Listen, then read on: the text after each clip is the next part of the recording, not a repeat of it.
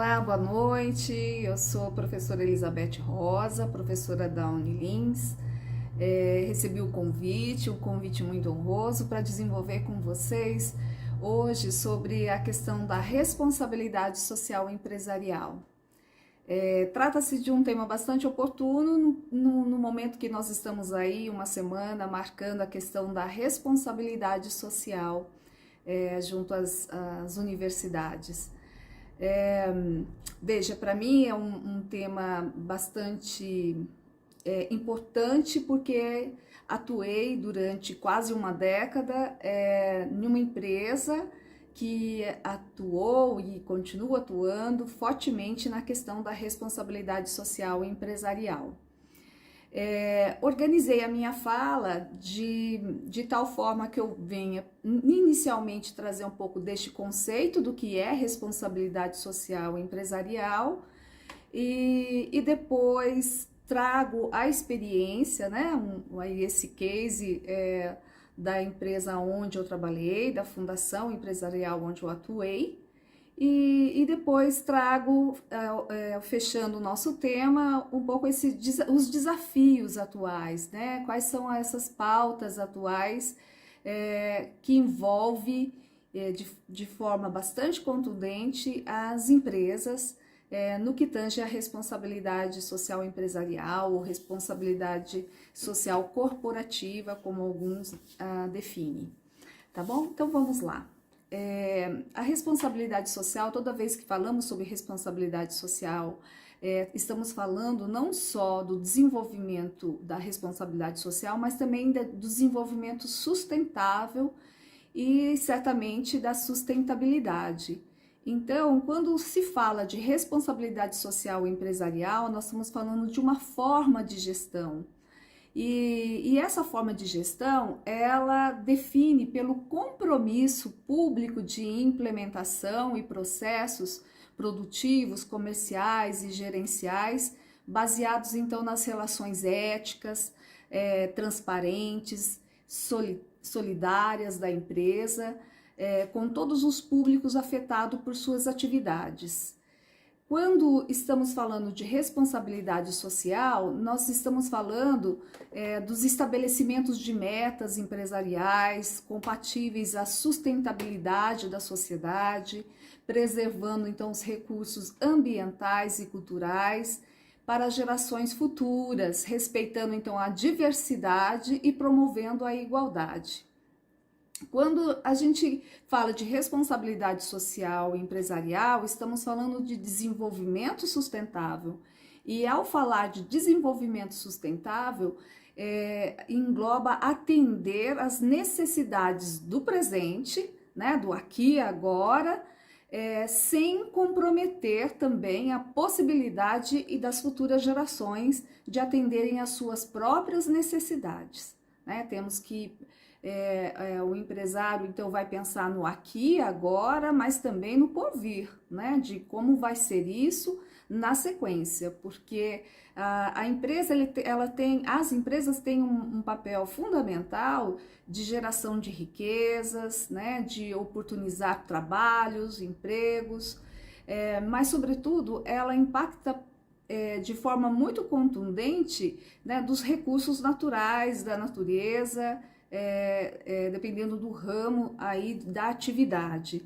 Então, quando se fala de responsabilidade social empresarial, estamos falando de um desenvolvimento sustentável e de uma sustentabilidade.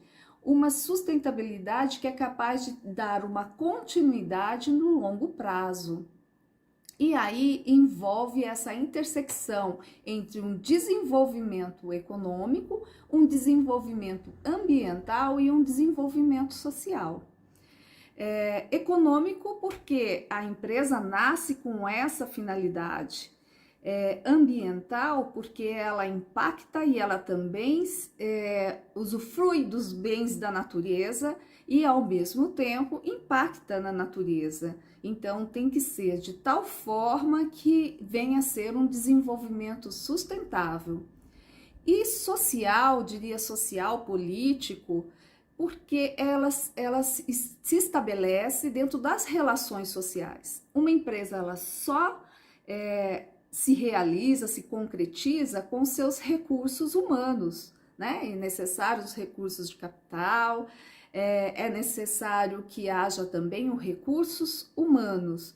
E nessa perspectiva é que a gente vai dizer das relações sociais, das relações éticas, da preocupação das relações sociais interna na empresa, assim como das suas relações externas, do seu compromisso com o seu entorno, e é isso que vai valer e que vai fundamentar as ações de responsabilidade social e empresarial.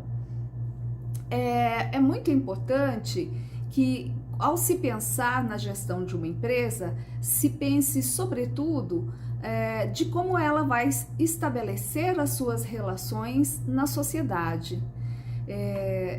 E essas relações, elas estão permeadas de muitos compromissos, de compromissos econômicos, de compromissos sociais, de compromissos éticos, de compromissos de sustentabilidade.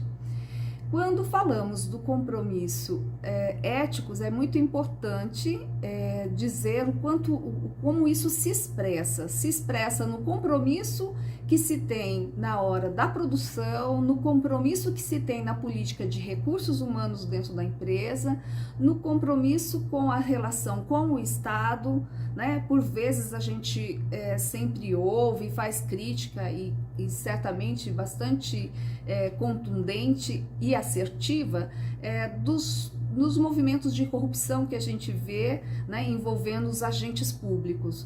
Mas não podemos esquecer que se existe corrupção dos agentes públicos, existe um outro lado, que é o agente corruptor.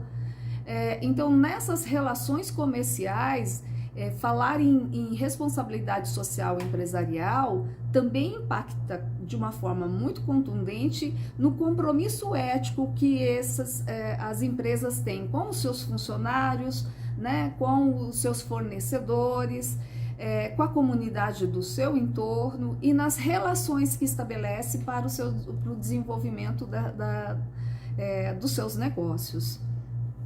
Quando falamos do compromisso social, né, da responsabilidade social empresarial, aí a gente entra em um leque bastante vasto, um leque que vai impactar sobretudo no que se refere à desigualdade social.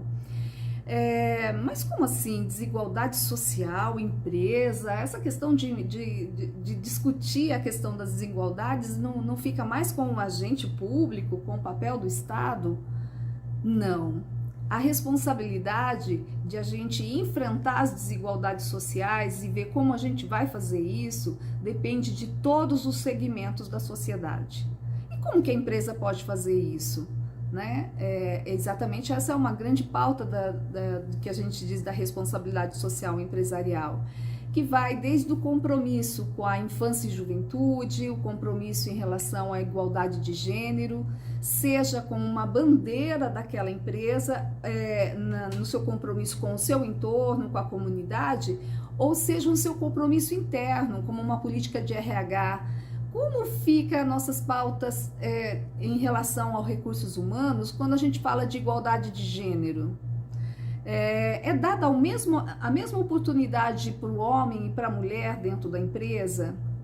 Como é o compromisso da empresa em relação às pessoas com deficiência, em relação à igualdade racial, né? Tudo isso, a gente está falando de uma pauta bastante importante de enfrentar a desigualdade. Dar a mesma oportunidade de crescimento, mesma condição de igualdade salarial para homem e para mulher, a gente está falando e impactando especialmente nessa questão da desigualdade, né? Aqui na questão da desigualdade de gênero. Portanto, quando se fala de responsabilidade social empresarial, é muito maior, a pauta é muito maior do que a empresa tem um braço social, que ela apoia determinados projetos sociais, ela tem uma bandeira pela questão da criança e adolescente, ou a questão do meio ambiente, ou a questão do esporte. Não, não é só isso. Não é você pegar uma parte do valor e dedicar um valor anual para aquele determinado projeto e que a gente quer ver o resultado. É isso também, mas não se baseia só nisso. De que adianta a empresa ter um investimento ligado à questão do direito da criança e adolescente se internamente ela não tem uma política de RH que valorize o funcionário, que tenha um plano de carreira, que desenvolva dê oportunidade aos seus funcionários de desenvolver suas potencialidades, né? De que adianta a empresa investir em projetos de esporte, de investimento ao esporte, que interessante, mas ao mesmo tempo ele está poluindo, né? Ele está impactando a natureza, né? Ele está permitindo que a futura geração não vai poder gerar os mesmos produtos porque ele está sendo feito de um desenvolvimento que não vise a questão da sustentabilidade, né? Então, o Instituto Ethos, que é um instituto vinculado às empresas que vem se pautando pela questão da responsabilidade social, ela vai trazer este conceito de responsabilidade social,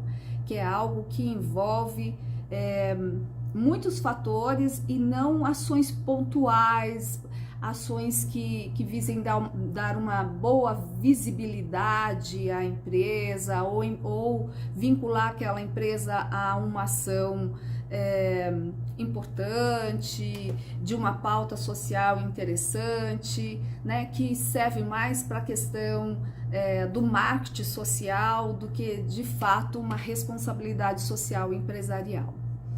E aqui que eu quero trazer então um pouco essa experiência que pude ter aí na minha trajetória profissional e quero começar exatamente falando dessa questão do marketing social.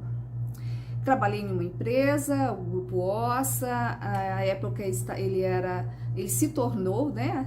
Inclusive eu vou trazer essa informação para vocês, deste período que eu pude acompanhar, até por conta do trabalho e da sua responsabilidade social e empresarial, ele conseguiu, daquele momento, trazer uma empresa, que era uma pequena cartonagem, a se tornar o terceiro maior produtor de papel e celulose no Brasil.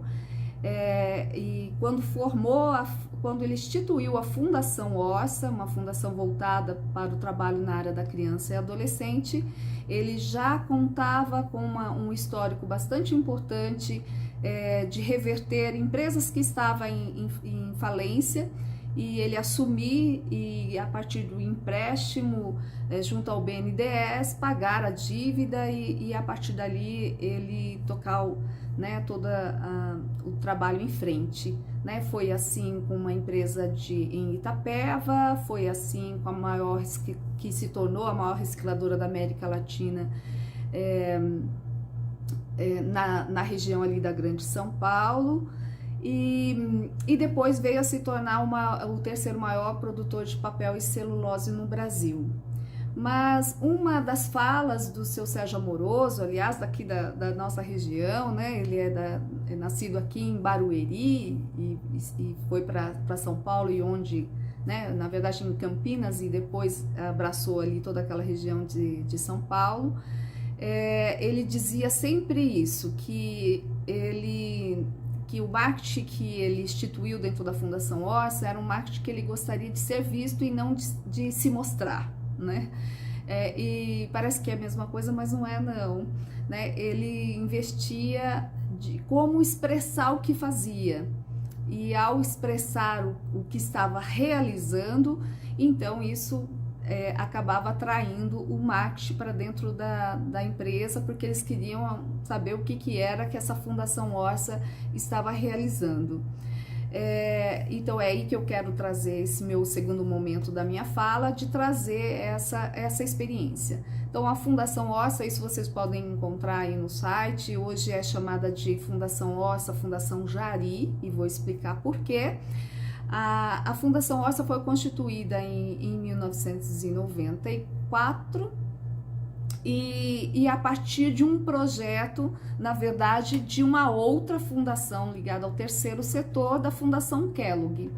A Fundação Kellogg dos produtos Kellogg's, eles tinham uma missão de expandir esse conceito do terceiro setor, de responsabilidade social, aqui na América Latina.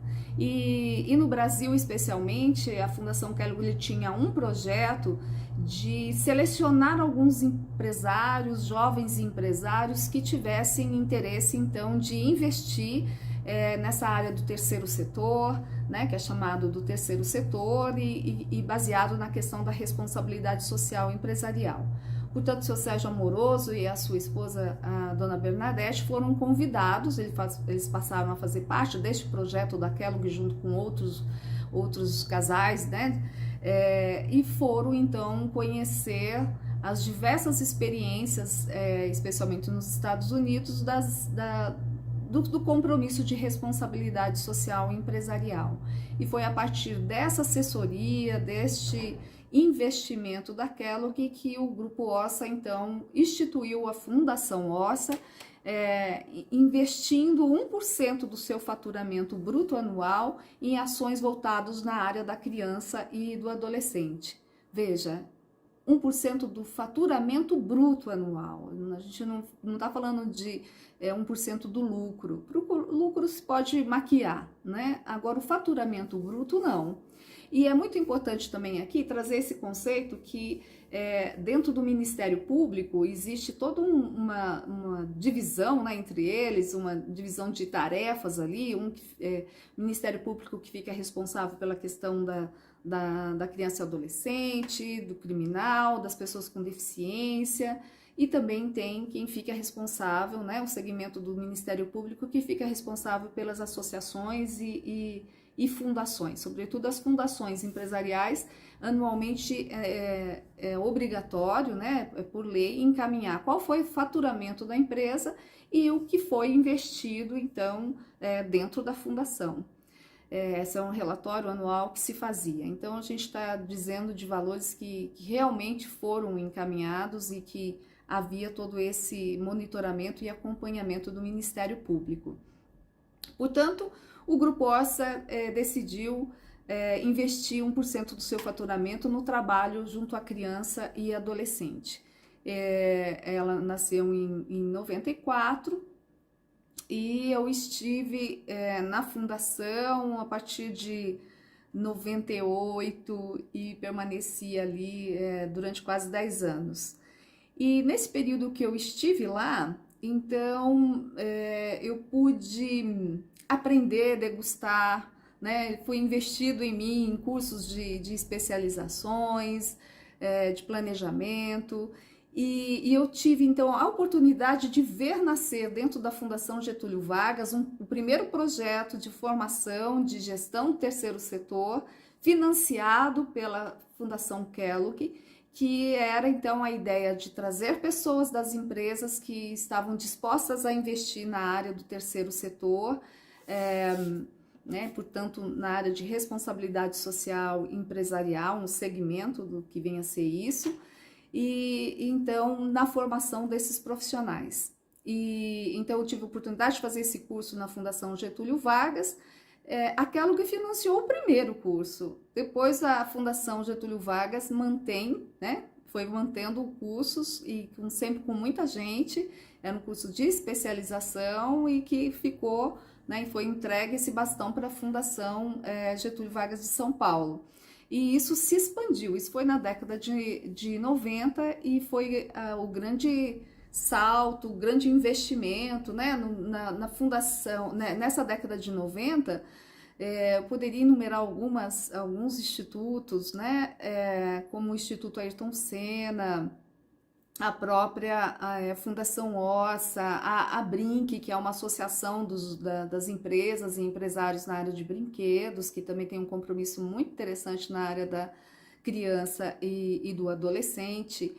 E dessa forma foi se criando toda uma massa crítica, um trabalho organizado de investimento na área da criança e do adolescente. E portanto, a fundação ela tinha ações no contraturno da escola e teve uma marca muito importante que foi premiado aí nacionalmente pelo prêmio Ayrton Senna de jornalismo, que foi o projeto Formação, que inclusive investia em arte e educação, e teve a banda Batilata, que foi uma banda bastante movimentada na época, com gravações com artistas famosos, importantes. A gente pôde acompanhar todo o desenvolvimento desse trabalho com crianças e adolescentes. Mas a Fundação tinha este trabalho na região de São Paulo e Grande São Paulo, ali Campinas, Suzano, Carapicuíba, Barueri, e Itapeva. Mas neste meio do caminho, e é isso que eu quero trazer então mais um conceito para vocês, porque uma fundação empresarial, ele nasce com fins, é uma finalidade não lucrativa, mas ela não tem finalidade lucrativa, mas ele tem um grande impacto econômico para quem investe, né? O 1% do faturamento bruto anual para a Fundação Ossa, vindo do grupo Ossa, impactou positivamente por um projeto que o grupo Ossa tinha. Neste período aí dos anos 90, a empresa Jari, que fica no Pará, Amapá, né, na região ali do Jari, por causa do rio Jari, que foi uma empresa de celulose, né, implantada lá nos anos 70 com Ludwig, que foi o idealizador dessa empresa, em plena floresta amazônica. E esta empresa, ele já tinha passado por 3 grupos diferentes de empresários, e era uma empresa que faturava, mas que tinha, inclusive para exportação de celulose, mas que tinha vários credores ali batendo na porta dos financiamentos feitos e não honrados. Portanto, então, naquele momento, o Grupo Ossa, ele se candidatou a assumir a empresa Jari, assim como outras empresas fizeram, inclusive uma empresa canadense. Na hora do processo de seleção, ficou então muito analisado pelo BNDES essa empresa canadense e o Grupo Ossa. A diferença, e o que foi bastante fundante para a definição, era que essa empresa canadense, ela não era do ramo de papel e celulose, embora ela tivesse todo o recurso para honrar ali as despesas em relação aos credores. Mas a análise foi um pouquinho mais detalhada, né? O Grupo Ossa era de brasileiros, Jari fica em plena floresta amazônica, então fica a Amazônia para uma gestão de um grupo brasileiro era um ponto bastante importante. O Grupo Ossa tinha uma história, como eu disse no começo, né, de assumir empresas que estavam em processo de falência, obter empréstimo no BNDES e honrar com este empréstimo, e, sobretudo, o Grupo Ossa tinha essa experiência com a Fundação Ossa. Então foi um período onde houve muita visita, muito monitoramento do que a Fundação Ossa estava fazendo. Será que é 1% mesmo que é investido? Será que isso só é marketing ou que realmente as ações acontecem? Né? Então recebemos diversas auditorias de diversas empresas distintas, porque cada credor contratava a sua empresa, e foi dessa forma que na década de 90, né, final da década de 90, o Grupo Ossa assume o grupo da Jari, né, a empresa Jari, que comprou simbolicamente pelo valor de $1 e assumiu então pagar essa dívida no prazo de 10 anos. Mas o diferencial foi que ele propôs para a Jari Celulose também investir 1% do faturamento bruto anual, assim como ele fazia no Grupo Ossa, investindo na área da infância e da juventude. E Jari era uma região que a empresa fica localizada num município que tem Vitória do Jari, que é do lado do Amapá, Laranjal do Jari, e para o lado do Pará, então era onde era a sede da empresa, e ali naquele porto, né, nesse rio Jari, se tinha um impacto muito forte na questão da exploração sexual comercial de crianças e adolescentes, e se tinha uma situação de, quando foi essa empresa montada, bastante moradores do Maranhão que se localizaram, né, se mudaram para o Pará, Amapá, para a construção da base da empresa, e ali permaneceram. E então se tinha uma expressão bastante forte de violência, de exploração, de pobreza, né, de não oportunidade, de uma desigualdade social bastante profunda. E o que a gente verificou, e eu estou falando aqui agora já na primeira pessoa, né? A Fundação Orça, ela era constituída de 3 áreas de atuação na área da saúde, educação e promoção social. Então nós tínhamos 3 linhas de atuação e 3 estruturação, né, de gerência e de equipes que atuavam então nessas frentes. Então quando o Grupo Orça resolveu fazer essa proposta, nós 3 coordenadores, né, 3 gerentes, nós fomos deslocados até o Pará, Amapá, onde permanecemos ali 15 dias, conhecendo a região, a área, enfim, cada um na sua área de atuação, e fizemos então qual seria a proposta de atuação e no que a Fundação Orça investiria naquela região.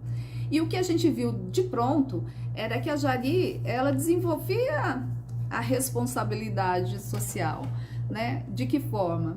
De uma forma muito assistencialista, com investimento muito pontuais, com camisas para jogo de futebol, né? Ou para festa disso ou daquilo, mas não tinha realmente um impacto positivo para aquela população, né? Então, ao prepararmos uma proposta do que a Fundação Orça investiria naquela região, isso foi fundante, isso foi fundamental, né, para que ele pudesse também vir a assumir a empresa, porque se tinha uma dívida social com aquela população que se deslocou, né, por várias, né, 3 décadas anteriores para aquela região. Então foi dessa forma que ele acabou, né, o Grupo Orça acabou assumindo, e isso teve um impacto importante também economicamente para ele. Embora a fundação não tenha fins lucrativos, como os autores dizem, né, na nossa área social, ele tem fins econômicos. E ele não conseguiu pagar em 10 anos, mas pagou em 11, né? E com 11 anos ele dobrou o patrimônio dele. Dobrou o patrimônio e se tornou, naquela época, o 3º maior produtor de papel e celulose no Brasil, mas junto, fazendo um trabalho com crianças e adolescentes, com seus familiares, que em uma outra oportunidade eu terei o maior prazer de explicar para vocês o que foi desenvolvido, né, naquela região, né? Eu teria até mais gosto de contar tudo isso, porque é esse trabalho que a gente pôde desenvolver ali. Mas para dar só um gostinho, é bem interessante a gente saber que a Fundação Orça então tinha essa perspectiva do trabalho com crianças e adolescentes, investindo no enfrentamento das vulnerabilidades social, tendo como ponto de vista ele ter a criança e adolescente dentro do que o Estatuto da Criança e Adolescente preconiza, né, da proteção integral. Então, ser acolhido e cuidado no que se refere à questão da saúde, a educação, né? Então houve todo o investimento naquela região em termos da escola. Quando chegamos naquela região, as escolas estavam sem merenda, porque os professores sem remuneração, porque o município não conseguia cumprir com os seus compromissos, né, por conta de arrecadação ou de má gestão administrativa. Um dos municípios, que era Laranjal do Jari, ele estava, quando nós chegamos, era o 7º prefeito que estava na mesma gestão, né, para ter um nível de dificuldade que eles se encontravam. E havia então também essa bandeira, que inclusive era da questão da promoção social em relação à criança e adolescente. Em uma vertente que não é assistencialista, ao contrário, de desenvolvimento de potencialidade. O que nos honrava muito era fazer com que aquelas crianças e adolescentes pudessem entender aonde que eles estavam, né, em plena floresta amazônica, e o que a floresta amazônica representava para o Brasil e para o mundo. Né? Chegamos a ter o CEM, que era o Centro de Excelência da Mulher, que era um grupo de pessoas vinculadas às mães dessas crianças e adolescentes, que houve todo um investimento na questão do protagonismo da mulher, né? Tanto que era esse nome, CEM, Centro de Excelência da Mulher, e chegamos a ter uma cooperativa dos jovens, né? Dos adolescentes, que desenvolviam então brinquedos pedagógico com madeira certificada da Amazônia. O grupo Jari mantém toda uma floresta de madeira certificada, bastante interessante, que em um outro momento eu teria muito prazer de apresentar e de explicar.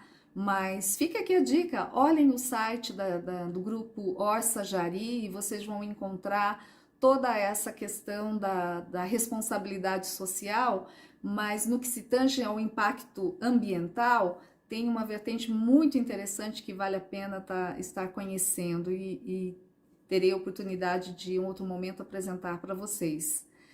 Mas voltando então, né, trazendo um pouco então essa trajetória, queria também dar só uma dica aí para vocês. A gente tem, em termos de política pública nacional, o Sistema Único de Assistência Social, que é o SUAS, né, que é a estruturação do CRAS, do CREAS, que a gente tem em todos os municípios, e um dos eixos, que é o trabalho social com famílias.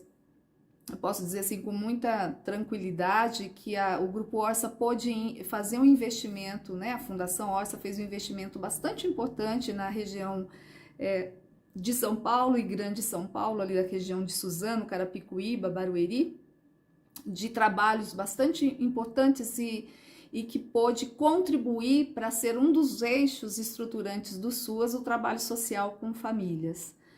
E que me honrou muito estar envolvida neste trabalho. Nessa oportunidade, então, foi quando eu ingressei ao mestrado e depois, na sequência, o doutorado em Serviço Social pela PUC São Paulo, né? Estando na Fundação Orça, tendo o apoio, o investimento da Fundação Orça nessa área. E também pudemos ter uma base bastante importante de implementar o Estatuto da Criança e Adolescente em relação às instituições que acolhem crianças e adolescentes que estão longe da sua família, que antes era chamado de orfanato e que hoje é chamada de abrigo ou casalar, tá bom? Mas em outro momento a gente pode falar isso com mais vagar. Mas eu queria trazer aqui um dado bastante importante no que se refere à questão do marketing de venda, de metas de venda, de crescimento de venda.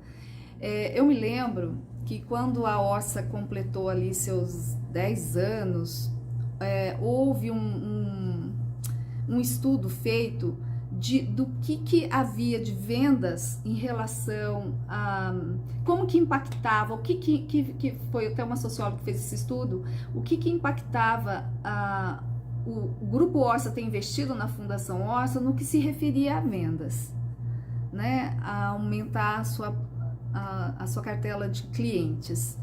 E o que foi mais curioso, que eu quero trazer aqui para vocês, porque assim, vocês já compraram algum produto Orça na banca de alguma loja no mercado? Não, né? Assim, o Grupo Orça vendendo isso, não, porque como é de embalagem, então certamente alguém de aqui já levou algum produto Orça para casa, porque assim, se você vai comprar um eletrodoméstico, vem em uma caixa, ele pode ser essa embalagem feita no Grupo Orça. Então, portanto, assim, o fato de ele ter ficado por muito tempo na mídia, né, bastante tempo na mídia voltado para essa questão do direito da criança e adolescente, e isso não impactou para o consumidor final, mas impactou para o consumidor das empresas, por exemplo, os vendedores diziam: olha, mas que legal, hein? Vocês aí estão fazendo um trabalho interessante com crianças e adolescentes, né? Então, ao vender os produtos para as outras empresas, embalagens de carne, embalagens de eletrodomésticos, embalagens, isso impactava. Então, é nessa perspectiva de que ao fazer um trabalho de responsabilidade social empresarial, isso impacta com o público que vai consumir aquele produto, né? Porque é vincular o nome daquela empresa a uma ação importante, uma ação que impacta na vida de crianças e adolescentes, nesse exemplo que eu estou dando a vocês. Mas saindo um pouquinho do Grupo Orça, é muito importante dizer de outras experiências também, para até alimentar vocês para verem isso, né? Queria dizer, até disse isso para o professor Silvio, que no período que eu estive na Orça, a gente recebeu muitos alunos da FGV de São Paulo, que eles tinham como uma das disciplinas o aluno ter essa experiência de responsabilidade social empresarial, ter uma experiência na área do terceiro setor, que isso poderia ser o diferencial no seu currículo, né? Ter essa vivência, entender que aquele saber da administração poderia e contribuía muito na gestão das organizações não governamentais, nas entidades sociais, no planejamento, na gestão dos recursos humanos, na busca dos resultados, né, dos impactos que aqueles projetos sociais tinham na comunidade, né? Então isso a gente contou muito com o apoio e essa troca de saberes entre os alunos que vinham da GV, que vinham da USP, com a gente ali. Eles entendiam um pouco mais do que era lidar com essa população em situação de vulnerabilidade social e por contrapartida a gente aprendia muito em termos de gestão de projetos sociais, de planejamento, de planilhas, enfim, era uma troca bem importante. Mas olha, nós temos empresas aí investindo, falando aqui, vamos falar um pouquinho de empresas que estão aqui no nosso entorno, pelo menos dos conhecimentos que eu tenho até que me atualizar mais. Mas eu tive a oportunidade, por exemplo, de conhecer um investimento feito pela empresa JBS na sua matriz. A matriz da JBS, eu estive lá, pude acompanhar a implantação de uma escola de ensino médio. Talvez agora eles até já abarcaram outras áreas, né, a partir do básico, mas quando eles implantaram eles têm ao lado da matriz, ali na sede, na Marginal Tietê de São Paulo, número 500, ou 1500, 5500, não vou lembrar o número, mas é na Marginal Tietê, uma sede maravilhosa, linda. Eles têm uma escola linda, maravilhosa, muito bem estruturada, ofertada gratuitamente, e vindo selecionando crianças, na verdade adolescentes na época, né? Se estão agora abrangendo o básico, então tem crianças e adolescentes, é isso que a gente precisa se atualizar, mas na implantação era então os alunos para o ensino médio, com altíssima qualidade, com professores bem estruturados, né, bem preparados, melhor dizendo, com um currículo maravilhoso, era um curso integral. E eles tiveram, né, como base a escola, essa também tive a oportunidade de conhecer, da Embraer.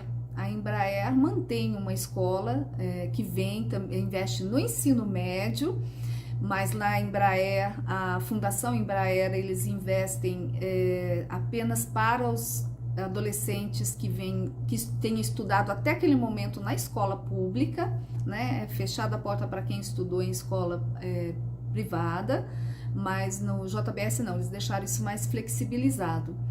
E a escola da Embraer, esse eu também pude ver já funcionando, né? O da JBS eu vi iniciando o trabalho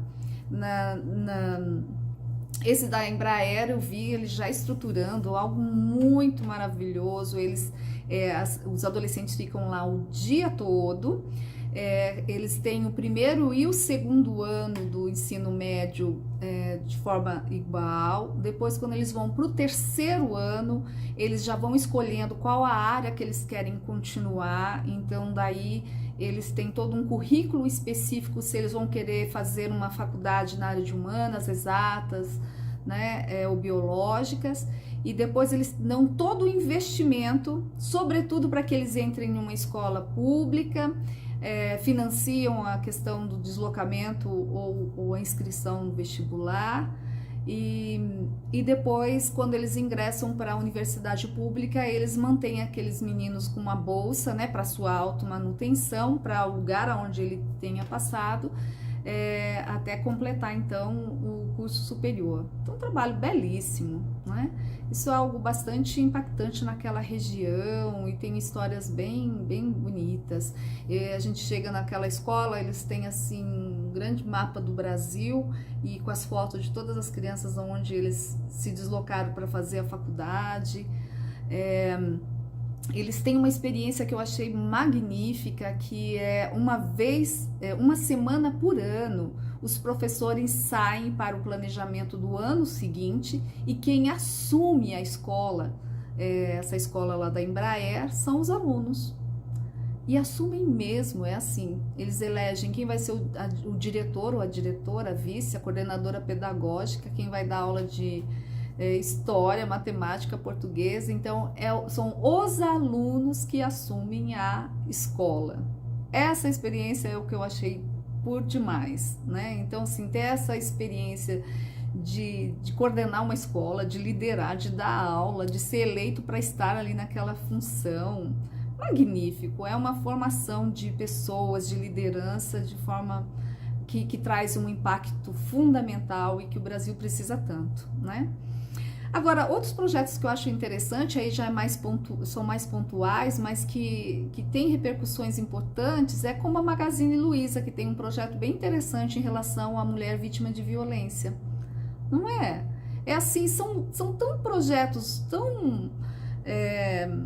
que para aquela empresa, o investimento, eu diria que não é tão, né, significativo em termos de impacto do seu faturamento, mas que tem um impacto para a sociedade de uma forma fabulosa. Agora, falando de algo mais longe, que já tem uma história bastante interessante, que é a Fundação Bradesco, que nasceu, né, do grande empreendedor do Banco Bradesco, que criou uma escola, né, a Fundação Bradesco, e que havia um seguro específico do Bradesco que mantinha a Fundação Bradesco, né, que a maior escola fica localizada na cidade de Osasco, o bairro chama Cidade de Deus, e que tem investimento desde a educação infantil até formar o ensino médio. Então, assim, temos experiências bastante ricas pelo Brasil. Chegando para meus finalmente, né? Finalmente da minha fala aqui com vocês, pensando agora um pouco esses desafios atuais, no que se refere à responsabilidade social empresarial. Eu penso que vocês aí que estão nessa área, trabalhando formando, né, nessa área, né, de gestão empresarial e de administração de empresa, é de fundamental importância que vocês tenham este conhecimento, o quanto isso traz um impacto importante para dentro da empresa. Nós precisamos e estamos a caminho de construir este Brasil que se quer. E as empresas não podem ficar longe disso, não podem ficar fora disso.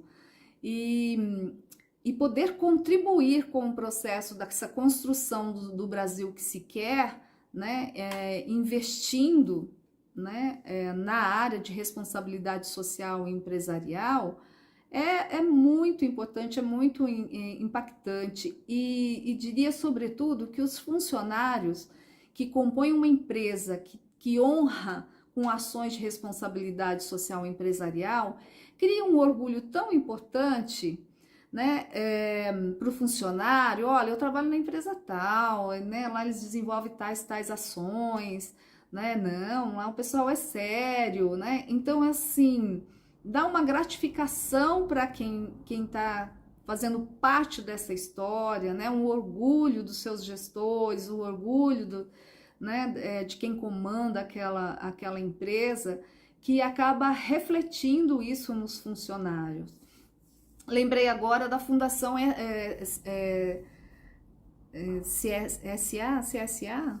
Ai, esqueci que lojas, né? CSA mesmo. Então, a fundação deles, eles envolvem os funcionários, a loja libera alguns horários dos funcionários e esses funcionários desenvolvem um trabalho interessante junto às ONGs, né? Então, e os funcionários vão todos cheios de orgulho para ir lá e contribuir com as ações, enfim. Então, quando a gente se achega aqui para a região, eu fico bem assim mexida comigo, muito mexida, muito incomodada, me traz muita inquietude de verificar que nós temos aqui empresas da nossa região que poderiam estar investindo muito mais em projeto que pudesse impactar positivamente. Eu sei que já tem gente fazendo, sim, eu tenho até conhecimento de empresas que estão investindo em ações bastante interessantes, mas poderia ser ampliada, né? Eles teriam que investir nessa perspectiva de projetar, né, de ter um planejamento. Um dos desafios que a empresa pode estar assumindo com muito afinco são as metas do milênio, né? As metas da ONU, e essas metas estão todas ali, que vai falar da questão do respeito à natureza, do respeito ao meio ambiente, do respeito ao ser humano, né? Do enfrentamento às desigualdades, às diferenças. Então, que pudessem assumir mais essas bandeiras. Recente, a Unilins esteve envolvida junto com a PROISAC e que fomos contratados pelo CMDCA, que é o Conselho Municipal do Direito da Criança e Adolescente, no qual nós pudemos fazer o diagnóstico da situação da criança e adolescente aqui em Lins. E o quanto precisa de investimento nessa área. E esse diagnóstico foi feito em 2019, né, com os dados de 2019. Quando terminamos o diagnóstico, a gente estava em plena pandemia, 2020. Então, aquela sensação de que a gente estava acabando um diagnóstico e ele já estava desatualizado, porque o impacto da pandemia em nossa sociedade, a gente ainda não tem toda essa dimensão. E a gente sabe que as empresas estiveram envolvidas, né, estão envolvidas nessa contribuição neste período tão difícil da pandemia, mas ainda há de haver mais investimento ainda, porque o saldo negativo dessa pandemia a gente ainda não tem dimensão. Então, para a gente tornar essa sociedade, né, esse Brasil que a gente queira, com mais oportunidades para todo mundo, onde que as pessoas possam desenvolver as suas potencialidades, é preciso que venha assim, que venha as empresas, que venham vocês aí, futuros, né, administradores de empresas, gestores, que tragam essas bandeiras para que a gente consiga fazer uma nova história aí no nosso país. Bem, com isso aí eu finalizo, espero que eu tenha instigado a vocês a pesquisarem um pouquinho mais. Pode procurar lá no Google, tem alguns artigos científicos, né, na USP que fala do case, né, do Grupo Orça, da Fundação Orça. Pode buscar, entre no site da Ethos, vocês vão encontrar, né, tem a Universidade Ethos, conheçam um pouco mais este assunto. Entre no site da Brinque, que é essa associação, né, dos empresários na área de brinquedos. Entra no site do Instituto Ayrton Senna, né? É um instituto bastante sério, que desenvolve um trabalho bastante forte em relação à educação, né? Então, espero ter instigado vocês ao tema e agradeço novamente a oportunidade. Até mais.